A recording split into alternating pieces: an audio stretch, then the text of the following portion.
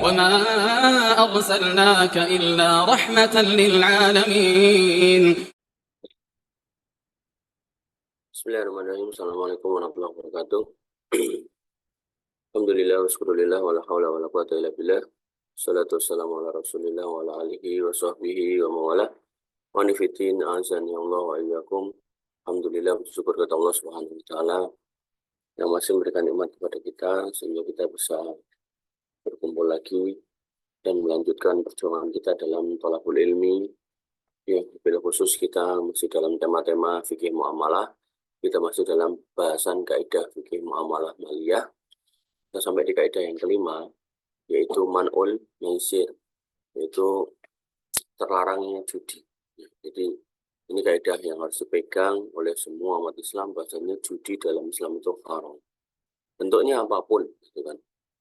Ya, maka tulisannya bahasa Arabnya pendek, tapi terjemahannya panjang. Yang intinya kayak yang saya bilang barusan. Ya, semua yang berkaitan, berisi, bermodel, perjudian itu haram. Nih. Maka kita definisikan judi itu apa? Judi adalah semua muamalah yang dilakukan manusia dalam keadaan tidak jelas akan untung atau rugi. Sifatnya spekulatif. Nggak jelas untung atau rugi. Loh, bukannya dalam bisnis itu ya untung atau rugi? Iya. Tapi dalam bisnis itu kan sebenarnya orang itu mengkalkulasi atau sudah menghitung dia akan untung, bukan akan rugi. Kalau kemudian jelas rugi kok dia tetap berbisnis, itu jenenge orang yang bodoh, gitu. Orang yang nggak jelas. Jadi bisnis itu dikerjakan setelah berhitung, kemungkinan dia untung, baru dia jalan. Gitu. Contoh, kamu buka bakso di pinggir jalan, perapatan, kemungkinan ada yang beli. Nah, maka kamu buka di situ. Tapi kalau kemudian kamu tahu buka bakso di tengah jalan, kamu ditabrak motor, mobil, kamu nekat di situ, berarti kan kamu bodoh. Artinya yang kedua itu jelas bukan bisnis, itu namanya bunuh diri. Nah, maka dalam konteks judi, dia nggak tahu sama sekali akan untung atau akan rugi. Atau kemungkinannya sama antara untung dan rugi. Nah, maka sifatnya sebenarnya bukan spekulatif ya, lebih kepada gambling. Nggak jelas. Kalau spekulatif itu orangnya berspekulasi masih mungkin untung gitu. Tapi kalau gambling, judi, itu benar-benar bandar itu sudah menghitung. Yang menang itu cuma bandar. Contoh misal judi togel. Bandar itu sudah ngitung. Yang daftar 12, yang dibuka 10. Bandar pasti menang 2. Apalagi sampai kemudian itu bukaan-bukaan yang banyak angkanya. Lebih banyak dari 12, mungkin 20. Yang dibuka cuma 15. Bandar untung 5 poin gitu, atau 5 peserta. Maka yang harus kita pahami adalah dalam konteks judi, ya, para penjudi itulah yang kemudian gambling, bandarnya itu yang sebenarnya bisnis. Apakah bisnisnya si bandar ini menjadi halal? Tidak, karena bisnisnya berdasarkan perjudian. Sehingga kalau begitu, al-maisir, perjudian mencakup semua masalah yang terjadi dengan ketidakjelasan, apakah untung atau buntung. Ya, jadi itu adalah judi. Dan hal ini menjadi sebab terjadinya permusuhan dan kebencian di antara manusia. Contoh lagi, orang mancing, ya mancing bayar, gitu kan, bayar 100.000, tapi dikasih waktu 15 menit atau 1 jam. Nah, nggak jelas untungnya dapatnya berapa, gitu. Itu judi. Nah, yang benar gimana? Mancing-mancing aja, dapat ditimbang. Misal di pasar harga lele 20.000, karena di situ ada keseruan, ada fasilitas. Nah, nanti dapat lele sekilo ternyata suruh bayar 25 atau 30, ya nggak apa-apa bayar lebih mahal.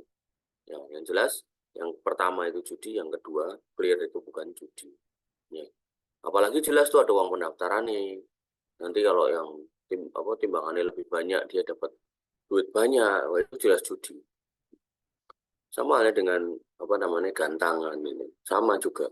Jadi ada uang pendaftaran nih, kemudian nanti manuk yang paling api, nah, ngoceh paling api nanti dapat hadiah lebih, yang ngoceh paling nggak bagus nanti dia nggak dapat apa-apa. Nah, maka itu adalah perjudian. Nah, asas dari perjudian ini loh, menyebabkan permusuhan dan kebencian. Makanya banyak lokasi judi itu sering terjadi berantem, bunuh-bunuhan bahkan itu. Karena itu yang memang diinginkan oleh syaitan, orang berjudi muncul kebencian, permusuhan, bunuh-bunuhan. Maka perbedaan dengan niaga adalah, niaga pihak transaksi yang melakukan transaksi akan mendapatkan barang, sedangkan dalam perjudian nggak jelas dapat apa enggak. Apakah hartanya hilang atau diganti, hilang begitu saja, atau hilang semuanya, atau muncul kebencian dari masing-masing pihak.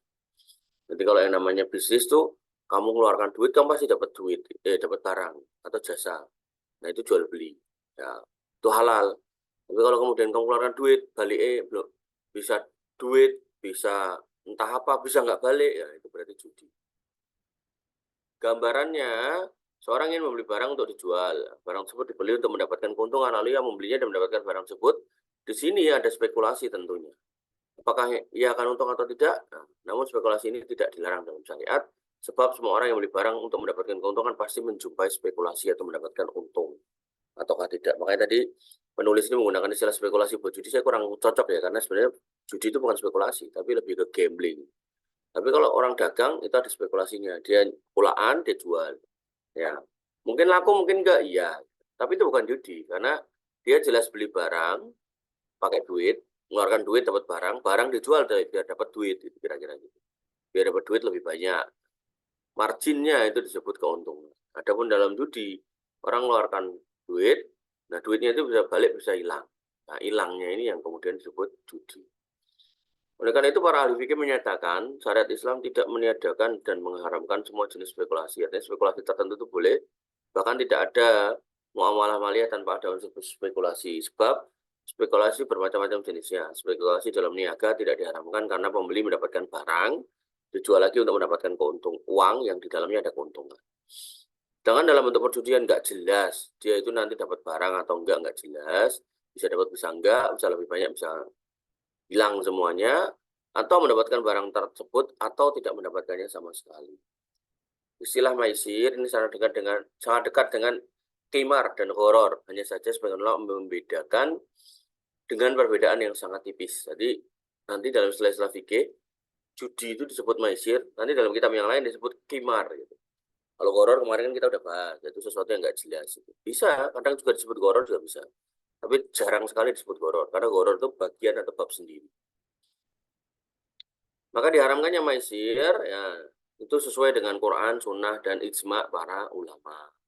Sehingga ini bukan perkara yang dianggap khilafiyah, nanti ada, ini kan khilafiyah, khilafiyah piye gitu. Nah, Allah Subhanahu wa taala berfirman, ya ayyuhalladzina amanu innamal khamru wal maisiru wal ansabu wal azlamu rijsum min amali syaitan wastanibuhu la'allakum tuflihun. Hai orang-orang yang beriman, sesungguhnya yang namanya khamr gitu kan, al-maisir judi, kemudian ansab berhala-berhala, wal azlam mengundi nasib gitu. Rijsun najis min amali syaitan itu perbuatan setan fastanibul alakum tuflihun. Ya.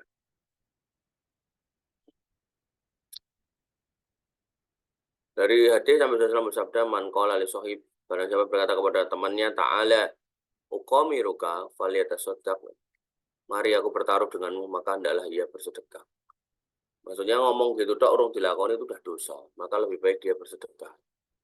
Dalam hadis Nabi SAW menjadikan ajakan bertaruh sebagai membayar kafarat dengan sedekah. Jadi lagi ajakan aja sudah menimbulkan dosa dan harus ditebus dengan sedekah. Ini menunjukkan haramnya pertaruhan.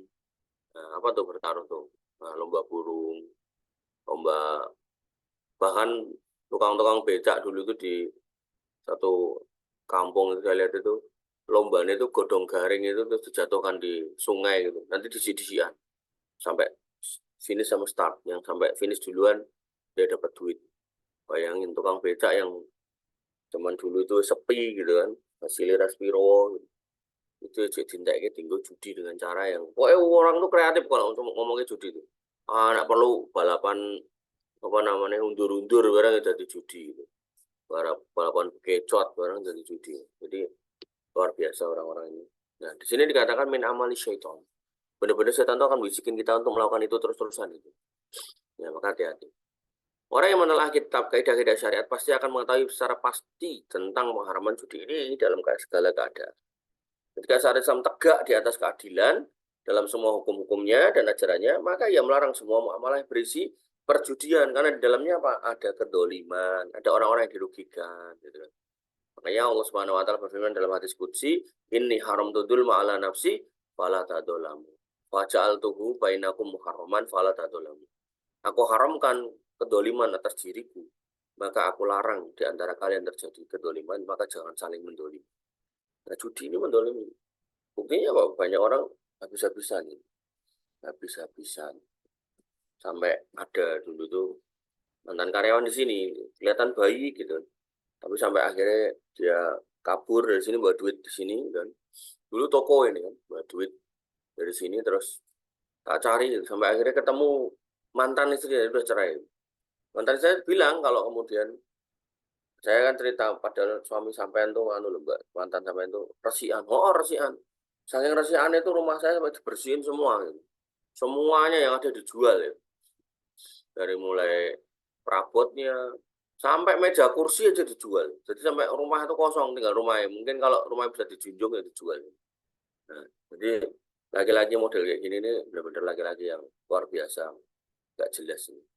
Ya, harusnya dia kemudian mencari nafkah, kemudian mengisi rumah dari istrinya. Pemenang wis numpang, malu ya. Jadi laki-laki itu biasa kan punya malu gitu loh.